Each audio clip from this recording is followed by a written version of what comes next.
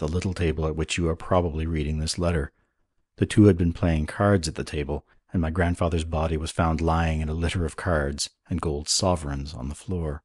Sir Buggam, insensible from drink, lay beside him, the fatal knife at his hand, his fingers smeared with blood. My grandfather, though of the younger branch, possessed a part of the estates which were to revert to Sir Buggam on his death. Sir Buggam was tried at the assizes and was hanged. On the day of his execution he was permitted by the authorities, out of respect for his rank, to wear a mask to the scaffold. The clothes in which he was executed are hanging at full length in the little cupboard to your right, and the mask is above them. It is said that on every 15th of November at midnight the cupboard door opens and Sir Buggam walks out into the room.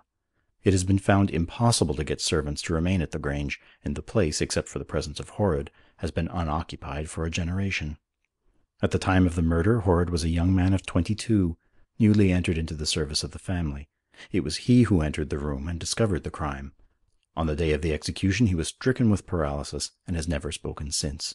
From that time to this, he has never consented to leave the Grange, where he lives in isolation.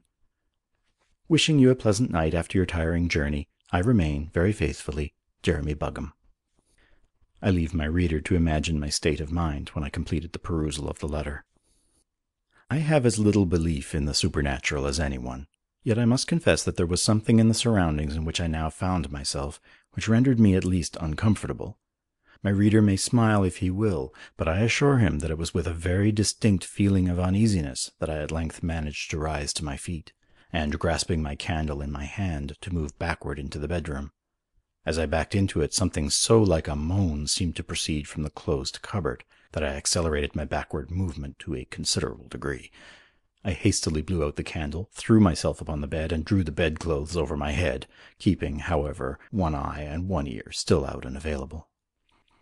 How long I lay thus, listening to every sound, I cannot tell. The stillness had become absolute.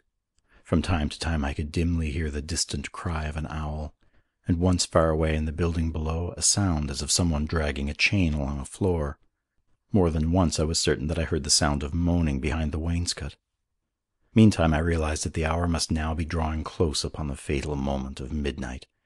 My watch I could not see in the darkness, but by reckoning the time that must have elapsed I knew that midnight could not be far away.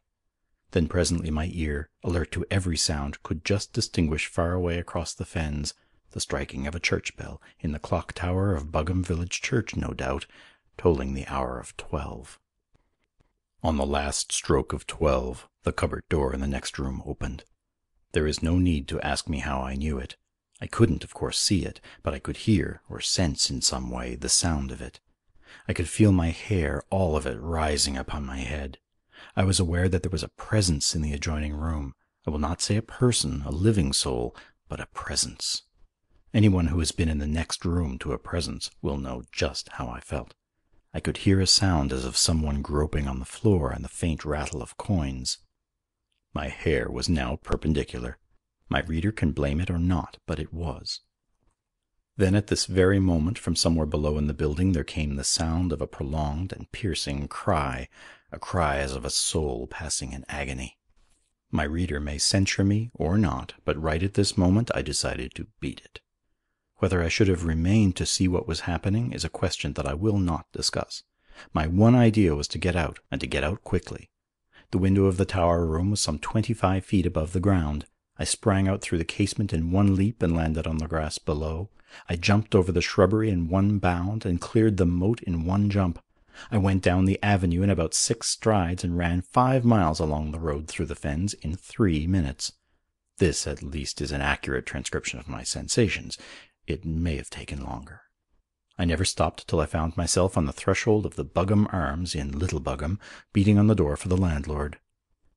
I returned to Buggam Grange on the next day in the bright sunlight of a frosty November morning, in a 7-cylinder motor car with 6 local constables and a physician. It makes all the difference. We carried revolvers, spades, pickaxes, shotguns, and a Ouija board. What we found cleared up for ever the mystery of the Grange. We discovered Horrod the butler lying on the dining-room floor, quite dead. The physician said that he had died from heart failure. There was evidence from the marks of his shoes in the dust that he had come in the night to the tower room. On the table he had placed a paper which contained a full confession of his having murdered Jeremy Buggam 50 years before. The circumstances of the murder had rendered it easy for him to fasten the crime upon Sir Duggam, already insensible from drink. A few minutes with the Ouija board enabled us to get a full corroboration from Sir Duggam. He promised, moreover, now that his name was cleared, to go away from the premises forever. My friend, the present Sir Jeremy, has rehabilitated Buggam Grange. The place is rebuilt, the moat is drained, the whole house is lit with electricity. There are beautiful motor drives in all directions in the woods. He has had the bats shot and the owls stuffed. His daughter, Clara Buggam, became my wife. She is looking over my shoulder as I write. What more do you want? End of Buggam Grange. Recording by Sean Michael Hogan, St. John's, Newfoundland, Canada.